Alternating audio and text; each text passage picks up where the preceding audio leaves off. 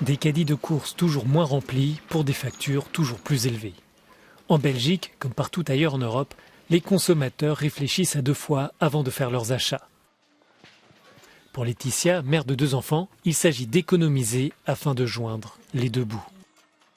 Surtout avec 2 enfants en bas âge, on a les couches, le lait en poudre, donc on a beaucoup de frais. Et donc moi quand je vais au supermarché, je regarde toujours les 1 + 1 gratuits ou les promotions et je prends à chaque fois, très souvent en fonction des promotions, surtout si c'est 1 + 1 gratuit, la viande, les légumes et les fruits, je trouve qu'ils ont augmenté.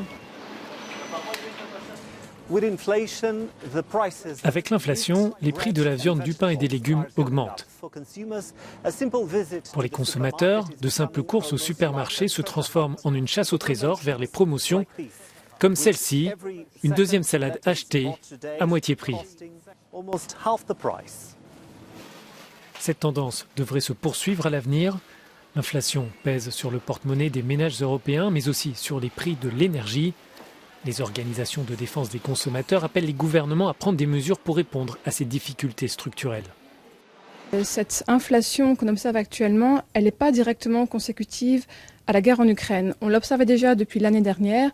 En fait, c'était lié à la reprise économique post-Covid, mais aussi à l'augmentation des prix des intrants agricoles, comme les engrais par exemple, qui elle-même est liée à l'augmentation des prix de l'énergie, aussi à l'augmentation des prix des aliments pour animaux qu'on importe pour nourrir les élevages intensifs en Europe.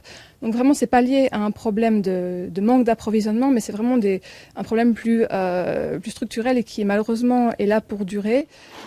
L'inflation en Belgique a presque atteint les 10% au mois de juin, après avoir battu en mai un record vieux de 40 ans.